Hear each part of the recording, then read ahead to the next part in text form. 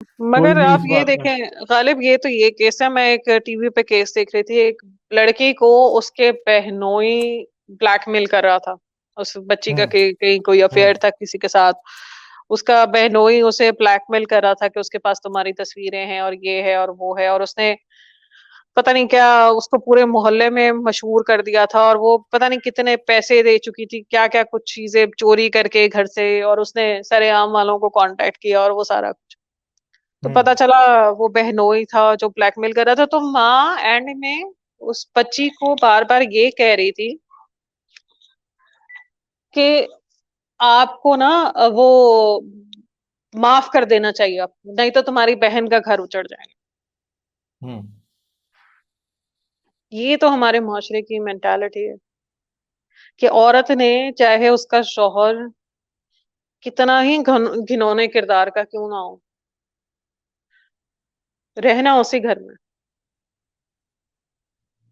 और फैमिलीज इस चीज पे फोर्स करती हैं।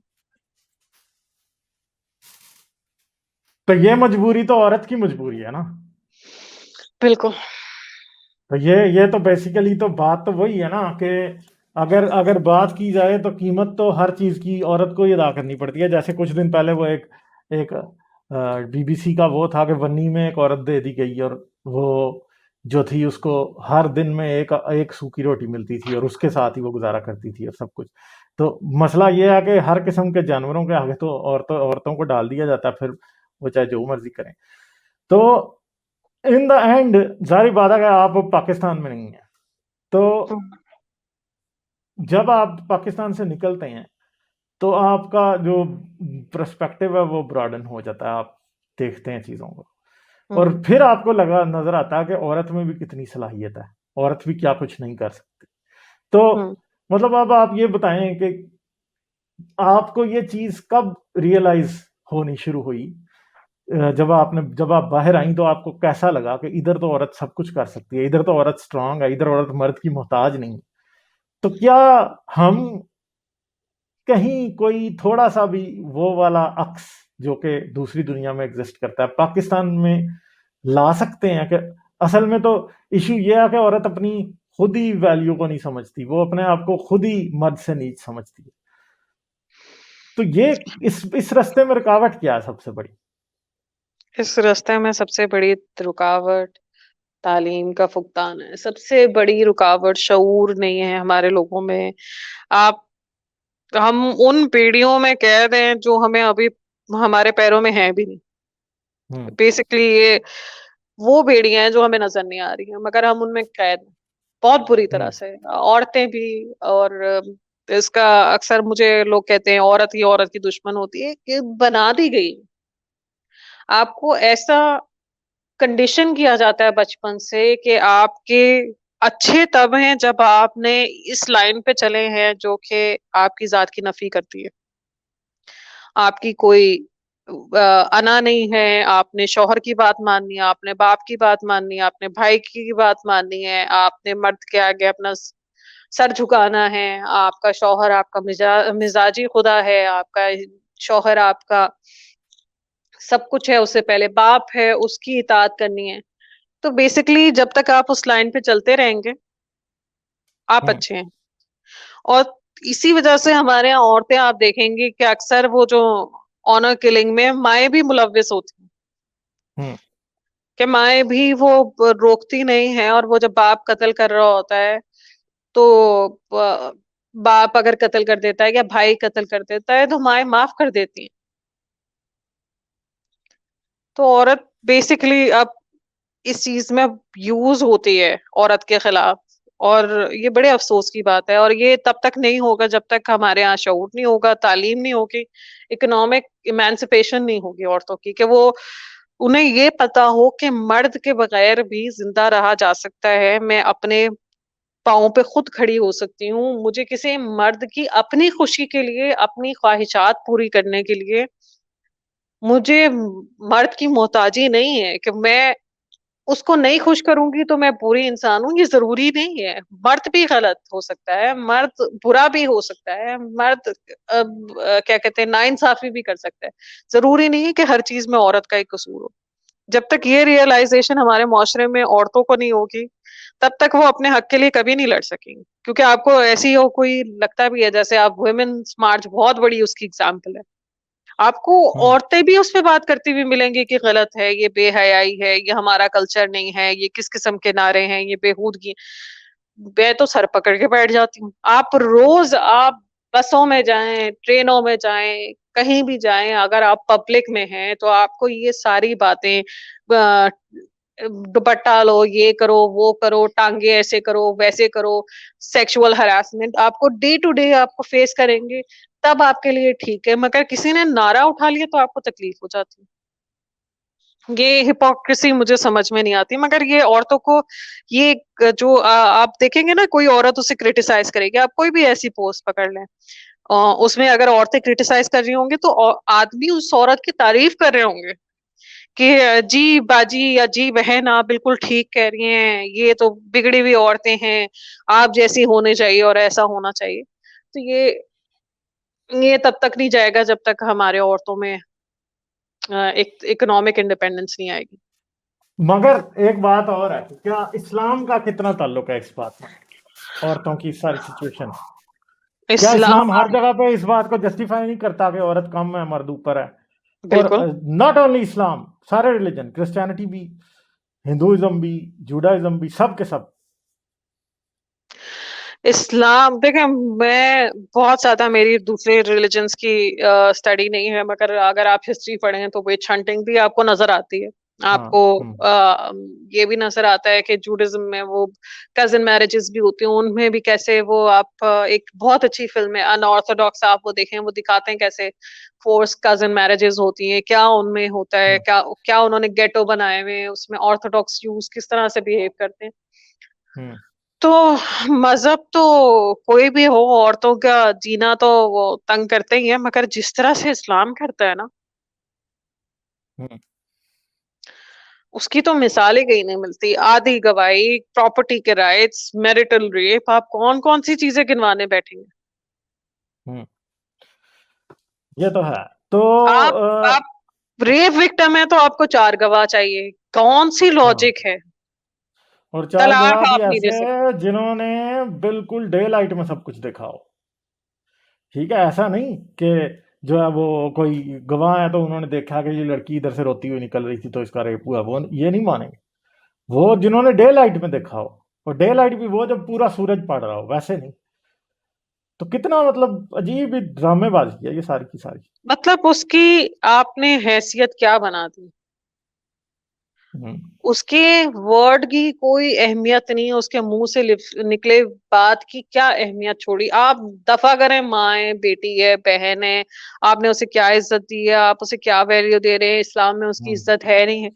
जब वो मुंह से अपने साथ होने वाली नाइंसाफी का बयान कर रही है, आपके नजदीक उसकी अहमियत नहीं है, तो फिर मैंने ऐसी इज्जत को क्या करना? हम्म। मगर ये जो आर्केक एक सोसाइटी है जो कि औरत की इज्जत को उसकी वर्जिनिटी और उसकी इन चीजों से एसोसिएट करती है, इसको टूटता हुआ कहीं आप दूर दूर तक पाकिस्तान में देखती हैं? पाकिस्तान में कुछ जो तालीम याफ्ता कुछ लोग इस तरह के हैं जो आपको नजर आते हैं कि उनमें तब्दीली आई है।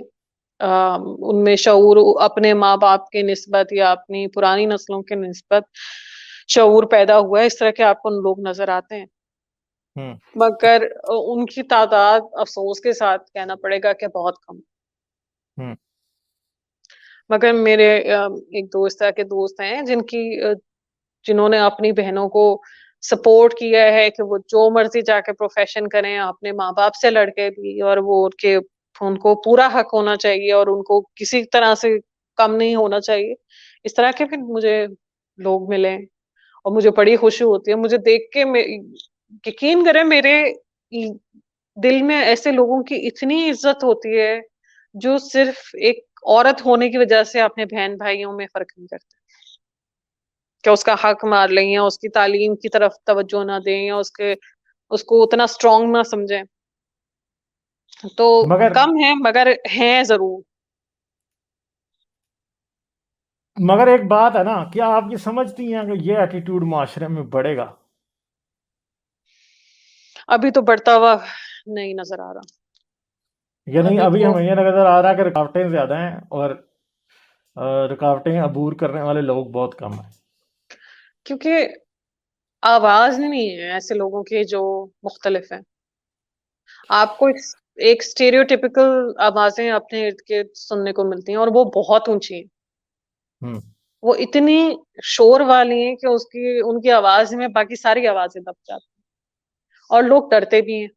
अगर वो मुख्तलिफ होंगे भी तो वो बोलेंगे नहीं। मगर लोग, मुझे लगता है किसी हद तक कि जब मैं छोटी थी तब माशरा मतलब आज से बेहतर अर्ली, था। हाँ, इतना घुटन नहीं थी, इतने पर्दे नहीं थे, इतने आ, नमूदो नुमाइश नहीं थी मजहब के नाम पे। उस जमाने में इतने माशाल्लाह बिल्डिंग के ऊपर नहीं नजर आता था। हाँ, उस वक्त एग्जैक्टली। मिलावटें भी कम थी। उस वक्त बेईमानियां भी इतनी नहीं थी। मगर आजकल हर चीज हो रही है, मगर वो मजहब के लिबादे में हो रही है। हम्म। मगर एक बात है कि टू सम इट अप, अगर मैं आपसे पूछूं कि आप आज रिलीजियस नहीं है, उसकी मेन वजह है क्या, तो आप क्या कहेंगे? मेरे रिलीजियस ना होने की, हम्म। क्योंकि मेरे नजदीक जैसे मैंने पहले कहा कि मैं इस चीज में ज्यादा सुकून महसूस करती हूँ कि कोई ऐसी बीइंग नहीं है। क्योंकि मुझे एक, ये तो बात की बात है कि मैंने पढ़ना शुरू किया, चाहे हम्म। वो डॉकिंस हो, चाहे वो क्रिस्टोफर हिचन्स को सुनना शुरू किया, या बाकी चीजें ये जो सैम हैरिस और लॉरेंस क्राउस वगैरह, इन सब की डिबेट्स। हम्म। मगर मेरे नजदीक ऐसे ऐसा हो नहीं सकता कि कोई इस तरह की एग्जिस्टेंस है सुपर नेचुरल, और वो, अगर वो है और वो इंटरफेयर नहीं करती तो जैसे कहते हैं, तो मेरे नजदीक उसकी कोई वैल्यू नहीं है। स्पिनोजा और अगर, थॉट। हाँ, तो और अगर नहीं है, फिर टेंशन ही कोई नहीं है। आपको जब अपनी जिंदगी की जंगें खुद लड़नी है, अपने साथ होने वाली नाइंसाफियों का भी से खुद जूझना है, उनका उन उन उसका हल तलाश भी खुद करना है। आपका बच्चा हो या ना हो, आपके बच्चे के साथ क्या हो रहा है। मैं तो उस माँ की सोचती हूँ ना जिसके बच्चे के साथ वो उसने क्या ऐसा बुरा किया होगा गालिब, आप सोचो कि उसके अपनी जिंदगी में उसे 2 साल की अपनी बच्ची को उस हालत में ये उसने देखने देखा वाला। होगा। मैं मर जाऊं कसम से। एग्जैक्टली, मेरे बच्चे यही की बात है। उंगलियां जली थी तो मैं आपको बता नहीं सकती। On the surface I was very calm, मगर मेरे दिल में क्या हो रहा था, मेरा दिल चाह रहा था कि मैं क्या करूं कि उसकी तकलीफ खत्म हो जाए। और उस माँ ने उस बच्ची को उस हालत में देखा, मैं नहीं तसव्वुर कर सकती। मगर इन द एंड बात यही है कि ये सिर्फ वो बच्ची और वो औरत जो कि बच्चों के लिए प्रोस्टिट्यूट बनी थी, सिर्फ ये दो अकेली नहीं है हमारे माशरे में, या बहुत है। पाकिस्तान में, या दुनिया में। ठीक है, अगर आप और मैं आज हमारे ताकत में जिन लोगों का भला करना है, उन सब के लिए अपने आप को रिस्पॉन्सिबल समझते हैं, तो खुदा जिसकी ताकत में सब कुछ करना है, वो अपने आप को इन लोगों के दर्द को खत्म करने के लिए रिस्पॉन्सिबल क्यों नहीं समझता? या तो बात ऐसी है कि कोई खुदा नहीं, या फिर खुदा अगर है तो वही शैतान है, वही ईवल है सबसे बड़ा। या अगर खुदा है तो उसे कोई सरोकार नहीं आपसे और हमसे। तो दूसरी तरफ तो ऐसा, ये जो भी खुदा है, रिलीजियस गॉड जो है, वो तो क्लेम करता है कि वो बहुत अच्छा है, उसमें दिल में बहुत प्यार है, वो 70 माओं से ज्यादा प्यार करता है, वो सूली पे आपके लिए जान दे सकता है, वो सब कुछ कर सकता है। मगर मसला यह है कि सूली में मेरे गुनाहों के लिए जान देने की क्या जरूरत है, जब आप इस तरह के लोगों को नहीं बचा सकते? मोहम्मद को रहमतुल आलमीन कहने का क्या फायदा है, जब वो इस तरह की बच्चियों और इस तरह की औरतों को उसकी टीचिंग्स के अंदर इस तरह के लोगों के लिए कोई काइंड बात नजर नहीं आती? क्या करेंगे आप इन द एंड कि आप मेरा तो ख्याल ये है कि हमें सारे मज़हब त्याग देने चाहिए और सिर्फ इंसानियत को अपना लेना चाहिए, क्योंकि मेरे ख्याल है जो इंसान होगा वो इनके दर्द को समझेगा और उसे कम करने की कोशिश करेगा। मौलवी तो यही समझेगा कि भाई वो औरत अगर थी, मौलवी देखें, मौलवियों का तो वो मसला है कि वो समझेगा कि अगर वो औरत प्रोस्टिट्यूट थी तो वो औरत जो थी वो उसने किसी और से शादी कर लेती, कुछ और कर लेती, इस्लामी रियासत उस नहीं है इसलिए उसका ना नफका नहीं लगा, उसे प्रोस्टिट्यूट बनना पड़ा। तो प्रॉब्लम यह है कि मौलवी तो ये समझता है कि दुनिया की कोई बुराई को तब तक कंडेम करने की जरूरत नहीं है जब तक इस्लामी रियासत कायम नहीं होती, यहाँ तब तक बेहतर करने की भी जरूरत नहीं है। मौलवी इस सिस्टम के अंदर, जो पक्का टक्का मुसलमान है, वो इस सिस्टम के अंदर तब तक कंट्रीब्यूट नहीं करेगा जब तक इस्लामी शरीयत मुकम्मल तौर पर नाफिज नहीं होगी, और वो कभी नाफिज नहीं होगी, इसलिए ये कभी भी उस सिस्टम में कंट्रीब्यूट नहीं करेंगे। इसलिए ये हमेशा ये समझेंगे क्योंकि इस्लामी निज़ाम नहीं है इसलिए लोगों के साथ इतना बुरा हो रहा है। तो ये चीज तो है। बात है। दूसरी बात है कि आप एक माँ हैं, हुँ। तो बच्चे को आप अपने को कैसे रैशनैलिटी की तरफ लेके जाती हैं? वो बच्चे बहुत सवाल पूछते हैं। मेरी कोशिश उसको मैंने बेसिक रिलीजियस कॉन्सेप्ट उसे ज़रूर बताए हैं कि क्या है और वो क्या नहीं हम्म है, मगर उसको ये नहीं बताया कि ये खुदा सच्चा है, हम्म ये खुदा अच्छा है, ये खुदा ज़्यादा इंसाफ वाला है। हम्म उसको बेसिकली मैंने रिलिजन की कोई तालीमात नहीं दी।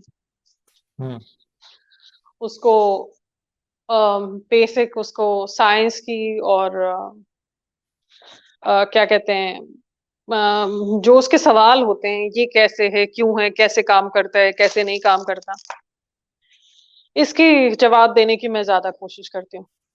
मगर हुँ। कभी आप किसी टाइम पे ऐसा आता है कि आपको लगे कि ये तो बहुत ज्यादा सवाल पूछता है? बिल्कुल होता है, मैं थक भी जाती हूँ बाज़-औक़ात, इंसान हम्म बाज़-औक़ात उसके बहुत सवाल होते हैं और वो एक वक़्त आया था कि जब वो एक फ़िल्म उसने देखी हम्म और तो उसके बाद उसमें उसका बाप मर जाता है। हम्म तो वो बहुत उससे मुतासिर हुआ, बहुत रोया हम्म और उसने मुझसे पूछा कि अम, मरने के बाद क्या होता है? तो उसको मैंने कहा कुछ नहीं होता, मर जाते हैं। तो वो उसका बहुत रोता था वो ये सुन के। मुझे हम्म तकलीफ भी होती थी मगर मुझे लगा था कि गलत बयानी मैं झूठ उससे एक मैंने अपने आप से वादा किया कि मैं उससे कोई गलत बयानी नहीं करूँगी। मैं अपनी जो चीज़ मुझे पता है कि सच नहीं है मेरे नज़दीक, मैं उसको नहीं हम्म बताऊँगी।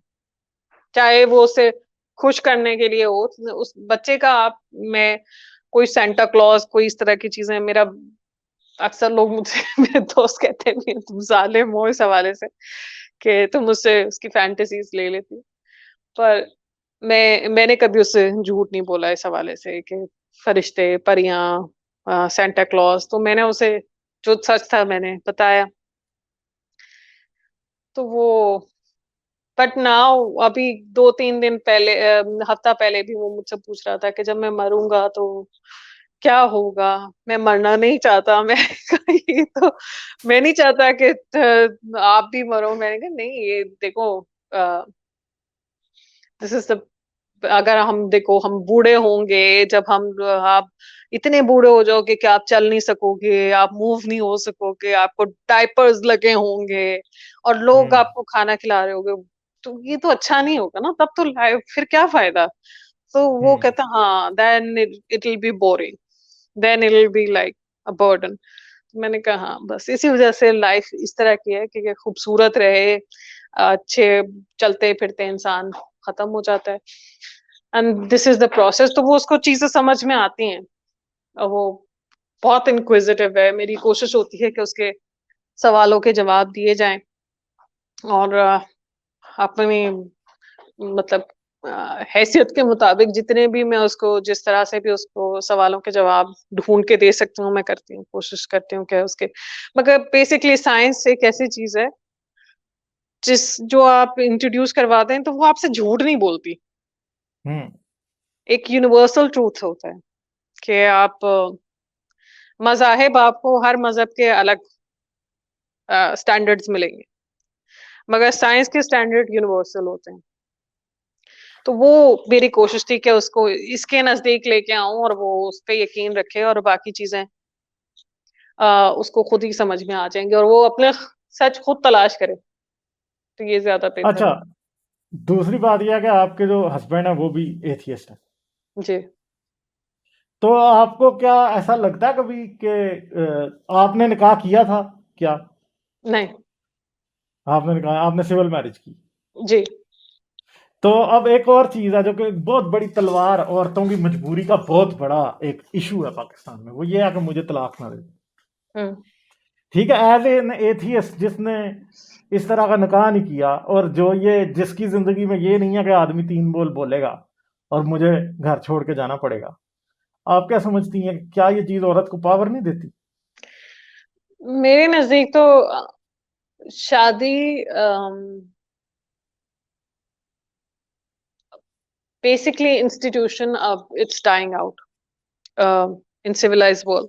आपका किसी के साथ साथ रहने के लिए शादी करना जरूरी एक नहीं है। एक पेपर की जरूरत नहीं होनी चाहिए आपको। एग्जैक्टली, वो बात ठीक है, मगर मैं जरा पाकिस्तान के पर्सपेक्टिव में ये जानना चाह रहा हूँ कि पाकिस्तान के देखिए कहीं। पर्सपेक्टिव से मुझे समझ में नहीं आता, वो बात वहीं पे आ जाती है, इकोनॉमिक इंडिपेंडेंस नहीं है औरतों की, कि आपके साथ अगर कोई बंदा नहीं रहना चाहता, आप उसके साथ कैसे रहना चाहते हैं, मुझे ये समझ में नहीं आता।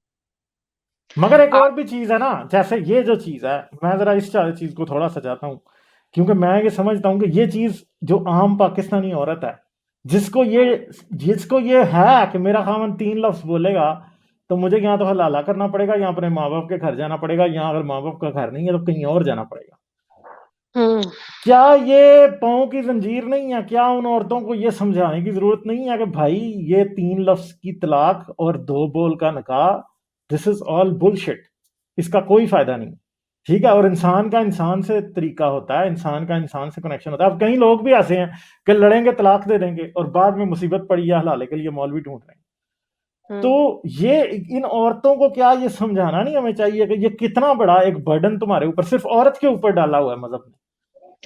यहाँ पे तो मैं ऐसे भी बहुत सारे केस बताती हूँ कि वो तलाक दे देते, कह देते हैं, बाद में वो मियाँ बीवी ऐसे हाँ, प्रिटेंड करते हैं कि हुआ ही नहीं, हुआ ही नहीं। क्योंकि उन्हें पता है कि अब माशरा और वो इर्द गिर्द के लोग उन्हें कैसे लान तान करेंगे और उनके साथ हाँ, रहने पे कैसे, हाँ, मतलब कितना बेवकूफी। आप लड़ते झगड़ते हैं, मतलब आप मैरिड लाइफ में, मैं भी मैरिड लाइफ में हूँ, कितनी लड़ाइयाँ होती हैं इंसान की, आपके हाँ, जाहिर बात डिसएग्रीमेंट्स है। होते हैं और आप हाँ, 100 चीजें बोल जाते हैं।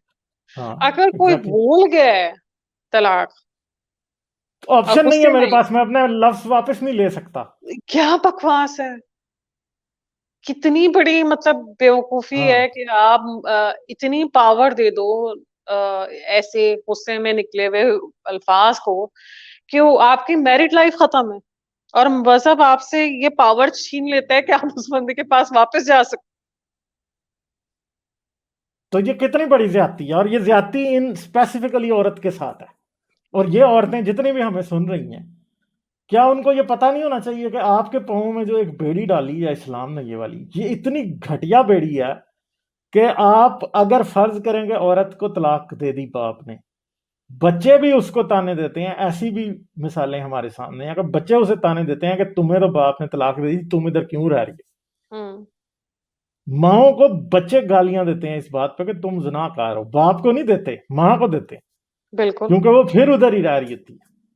मगर आप ये देखें ना, चले आप तलाक की तो बात, वो तो गलत है ही है, हलाला कितनी बड़ी इनजस्टिस है हाँ, भाई। आप क्या कह रहे हैं किसी को करने के लिए? आप होते ही कौन है कि आप कहें कि हाँ, तुम जब तक एक आदमी के साथ निकाह करके उसके साथ सो नहीं लोगे, और सिर्फ गली बातें भी नहीं, आपको बाकायदा उस बंदे के साथ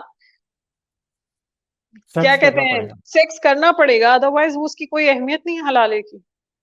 तो चलें, लेट्स रिप्लेस अल्लाह विद अ किंग हेयर, कि अगर कोई बादशाह अपनी रियाया में ये ऑर्डर दे कि तुम तीन तलाक दोगे, और उसके बाद तुम्हारी बीवी को जाके मेरे किसी सिपाही के साथ सोना पड़ेगा, ठीक है, और उसके बाद तुम वापस उसके साथ निकाह कर सकते हो, तो मुझे हम्म। बताएं कि उस बादशाह को लोग क्या कहें? इनजस्ट।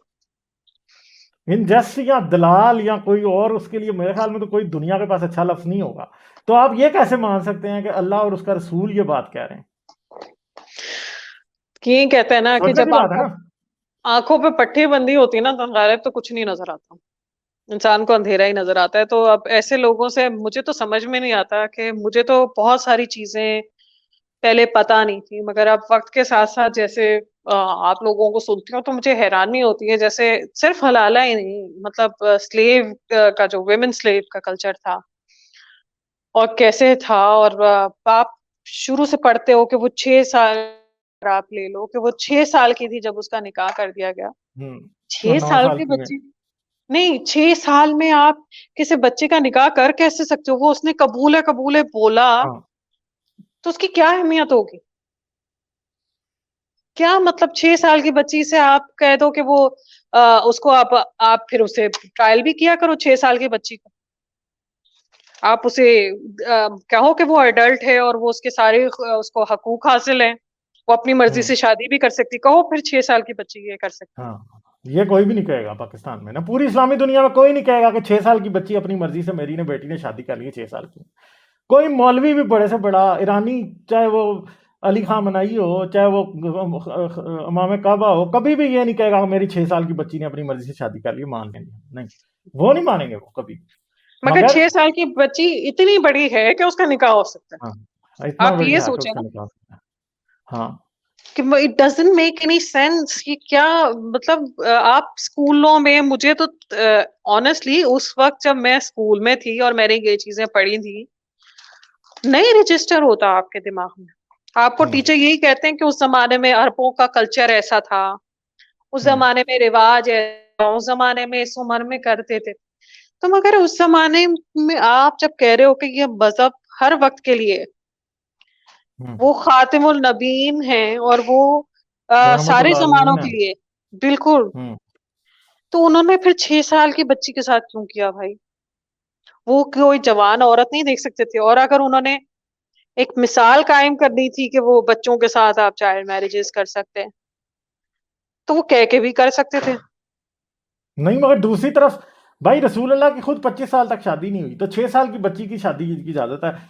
उल्टा एग्जाम्पल भी तो बन सकता था ना, कि 53 साल की औरत होती, 6 साल का लड़का होता, कैसे? मगर क्या सुनने में ये भी मगर आता है कि मसला यह है जब कि 53 साल की औरतों को 6 साल के बच्चों पे शहवत आई थिंक आती नहीं है। ये बंदे ज्यादा होते हैं इस तरह के। कुड भी, मगर ये भी कहा जाता है कि जब रसूल अल्लाह से जब उन्होंने लोगों ने अबू बकर ने और उमर ने मेरे ख्याल रिश्ता मांगा था, या उस्मान ने मांगा था, मुझे नहीं पता। हम्म। फातिमा के लिए तो उन्होंने कह दिया था उमर कि उमर ने फातिमा का रिश्ता मांगा था, रसूल अल्लाह ने कह दिया था कि नहीं। हम्म और रसूल अल्लाह ने फिर जो है अली से किया था, क्योंकि अली फातिमा से इतना बड़ा नहीं था, उसकी उम्र और उसकी उम्र में कोई ज्यादा फर्क नहीं था हम्म दोनों की। तो मगर फिर फातिमा एटलीस्ट वो 13 साल की थी, हाँ, एटलीस्ट वो 13 साल की थी, ठीक है, ऐसे नहीं हुआ था कि क्योंकि उसकी शादी क्योंकि छह चार साल की बच्चे उम्र थे में। फातिमा के, हसन, हुसैन, हम्म। जैनब और उम्मे कुलसूम और शायद। और पांचवा जो था, जो कहते हैं वो हुसनैन जो था वो। प्रेग्नेंट थी, हाँ, हाँ, हाँ। और प्रेग्नेंट थी जब उसकी डेथ हुई। वो उमर ने जब वो दरवाजा खोला था शियों का, तो हम्म। एटलीस्ट हम्म। यही है कि वो दरवाजा हम्म। टांग मार के खोला हम्म। था और वो पेट में फातिमा के लगा था। हम्म। तो एटलीस्ट 13 साल तो होनी चाहिए थी। 6 साल मुझे बिल्कुल, मैं तो, मेरे पास तो कोई अल्फाज ही नहीं है इस चीज के लिए। हम्म। और आप ऐसे बंदे को अपना रोल मॉडल माने, ये चीजें अब मेरा बच्चा 7-8 साल का है, उसको क्या समझ है इन चीजों की? मैं उसकी जगह बच्ची भी होती तो ऐसी होती। उसको मैं लेकिन वो अभी कह बच्चा दूं कि सोच सकता है शादी के बारे में? नहीं, उसको तो मतलब उसकी जो वो है चीजें हैं, वो खिलौने विलौने, ये सारी चीजें हम्म। उसके लिए उसकी दुनिया है। हम्म। उसको मैं ये कहूँ कि तुम्हें मैं, ये है उसको डायनासोर का शौक है, तो मैं तुम्हें ये डायनासोर का खिलौना ले दूंगी, तुम यहाँ पे दस्तखत कर दो या कबूल है हम्म। बोल दो, वो बोल देगा। डिसीजन तो नहीं है, मगर इन द एंड डिसीजन बात तो वही नहीं है है। कि जी, खुदा आपको चॉइस नहीं दे रहा। खुदा आपको चॉइस क्यों नहीं दे रहा? खुदा हाँ, आपके लिए वाइज रूल्स नहीं बना रहा, रेगुलेशंस जो हैं वो सारी की सारी अबसर्ड हैं, टोटली स्टूपिड हैं, और तकरीबन सब रिलीजन्स में ये इशू है, ठीक है। सभी में कहीं ना कहीं आपको बस थोड़ा सा कुरेदने की जरूरत है, नीचे से वही गंद निकलता है बाहर। तो इन द एंड फिर यही होता है कि अगर आप इंसान हैं और अगर आप एक इंसान का दिल रखते हैं, फिर आपको समझ आ जाता है कि दुनिया में जो कुछ भी हो रहा है उसमें बहुत सारे ईवल की वजह मजहब है। जैसे कि हमने जो हलाला से मुतालिक बात की, 6 साल की बच्ची के निकाह से मुतालिक बात की, 9 साल की बच्ची की रुखसती हो रही है, उसके साथ सेक्स हो रहा है, ठीक है। तो एक एक चाइल्डहुड एक रियलिटी है, साइंटिफिक रियलिटी है कि एडल्टहुड तक पहुंचने में इतने साल लगते हैं, इतने साल बाद आप पहुंचते हैं, तब आप सेक्सुअली मैच्योर होते हैं, तब आप मेंटली मैच्योर होते हैं। हमें ये पता है 25 साल का भी जो बंदा है वो मेंटली मैच्योर उस तरह से नहीं होता, ठीक है। और आप जो है वो 6 साल के बच्चों के ऊपर और इस इतनी उम्र के बच्चों के ऊपर आप इस तरह की जो है ना वो डाल रहे हैं जिम्मेदारी, कितना बड़ा प्रॉब्लम है। यही तो मसला है। मतलब आप जब आपके रोल मॉडल्स इस तरह के होंगे मुआशरों के, तो वो औरतों से कहाँ से अच्छा सलूक करेंगे। मगर यही बात आती है ना कि आप देख लें कि सारे मजाहिब, तो इस्लाम में इन पर्टिकुलर, क्योंकि हम लोगों का फर्स्ट हैंड एक्सपीरियंस है उसके साथ, हम लोगों ने उसे अपनी आंखों से उसकी डिस्क्रिमिनेशन जिस तरह से देखी है, जैसे वो औरतों के साथ करता है, वो हमें उसका फर्स्ट हैंड एक्सपीरियंस है। पर अगर आप हिस्ट्री पढ़ें तो औरतें पता नहीं क्या, मुझे समझ में नहीं आता क्यों इतना तशद्दुद, इतनी ब्रूटैलिटी, इतना औरतों से नफरत क्यों है हमारे माशरे में।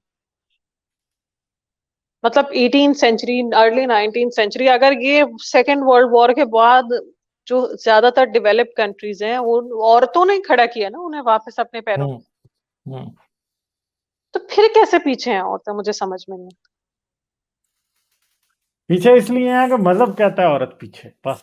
मेरा ख्याल है सबसे बड़ी जो रुकावट है हमारी पाकिस्तानी सोसाइटी के आगे बढ़ने में, तरक्की नहीं हम कर पाए, वो यही है कि हमने मजहब को जो है वो मजहब को सर पे बिठाया, मजहब के मुताबिक डिक्टेट करने की कोशिश की है, मजहब के बताए हुए रूल्स और रेगुलेशंस के मुताबिक माशरे में सोसाइटी के अंदर इनइक्वालिटी क्रिएट किया, चाहे वो जेंडर इनइक्वालिटी हो, चाहे वो आता। किसी भी और किस्म की इनइक्वालिटी हो, वो सारी की सारी असल में जाके आखिर पे मजहब से मिलती हैं। जैसे आपने वो बात की कि उस बच्ची को उसने 25,000 के इवज माफ कर दिया। दुनिया के और मुल्कों में जब कसास का रूल नहीं है ना, तो ये आदमी माफ नहीं हो सकता हम्म कभी भी। मगर यहाँ हम्म पे कसासुदियत जो इस्लाम की हदूद अल्लाह में आता है, कसासुदियत का जो रूल है, उन लोगों के लिए बता दूं कि जो कसास का मतलब नहीं समझते, कि किसी को कोई जुर्म आप कर लें, किसी को आपने मारा है, किसी को कत्ल भी कर दिया, तो उसके बदले जो आप पैसे दे सकते हैं, ये रूल इस्लामिक कंट्रीज में दुनिया में सिर्फ एग्जिस्ट करता है, बाकी किसी और कंट्री में ये एग्जिस्ट नहीं करता। आप रेप करते हैं, कोई रेप करता है, तो रेप में जो कंप्लेनेंट है वो सिर्फ वो बंदा नहीं होता जो जिसका रेप हुआ, या मर्डर में वो नहीं होता, साथ स्टेट भी इन्वॉल्व होती है उसके अंदर, और वो बंदा चाहे माफ भी करना चाहे, स्टेट माफ नहीं करती। हम्म पाकिस्तान में कत्ल के अंदर भी स्टेट का कोई रोल दखल नहीं है। लोगों का जो वरसा होते हैं, जिनका कत्ल हो जाता है, बच्चा बाप कोई भी, वो लोग हैं जो जाके कंप्लेन अदालत में करते हैं। अगर वो कंप्लेन ना करें तो कोई भी उस कत्ल का मुकदमा वैसे दर्ज नहीं होगा।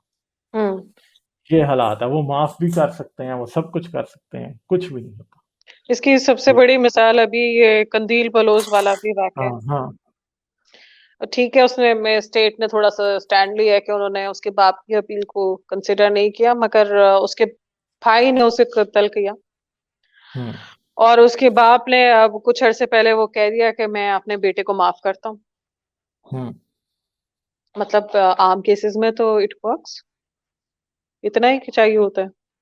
और ऑनर किलिंग्स के वाकयात हमारे यहाँ क्यों इतने होते हैं, क्योंकि हमारे यहाँ उनके पास ये इख्तियार है कि अगर आप जो भी सरबराह है घर का, वो कर सकता है पार्डन। घर का सरबराह नहीं, इवन के मेरे ख्याल है सब रिश्तेदारों से लेना होता है ये, नहीं कि नहीं, सिर्फ उन्होंने मेरे माफ ख्याल कर फैमिली, सिर्फ। हेड ऑफ द फैमिली का अच्छा, होता है मेरे पास।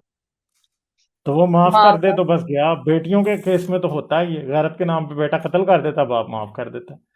ठीक है, कोई भी और कत्ल कर दे, मतलब भाई भी भाई को मार दे, तो वो माँ बाप माफ कर बिल्कुल। सकते हैं।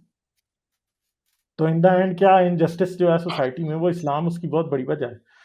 और जब इस्लाम वजह है तो फिर आपके सामने सब कुछ जो हो रहा है वही कुछ हो रहा है। तो चले, आप कोई क्लोजिंग रिमार्क्स देना चाहेंगी? बस यही क्लोजिंग रिमार्क्स हैं कि मजहब के खिलाफ से निकलें, लोगों को इंसानों के तौर पे देखें, मजहब की नजर से ना देखें, लोगों की तकलीफों को महसूस करना की कोशिश करें, उनके मजहब और उनकी सोच को एक तरफ रखें। आपने जो बिलीव करना है कीजिए, आप इसमें कोई नहीं है, मगर इंसान को इंसान के तौर पे देखना जरूर शुरू करें, और एक ऐसी चीज पे जिसको आपने देखा नहीं, जिसको कभी आपने महसूस नहीं किया, उसके लिए एक ऐसे इंसान को जिसको आप देख सकते हैं, महसूस कर सकते हैं, उसको प्लीज जज मत कीजिए। यानी बस। मेन मेन कहने की बात यह है कि आपके दिल में एम्पैथी और हमदर्दी होनी चाहिए, दूसरे की मुसीबत को सोच के महसूस करने की कोशिश करें, और उसे जज ना करें कि वो आज इस पोजीशन में किस वजह से है, बल्कि आपको ये देखना पड़ेगा कि वो कितनी मुश्किल से इस पोजीशन में आया।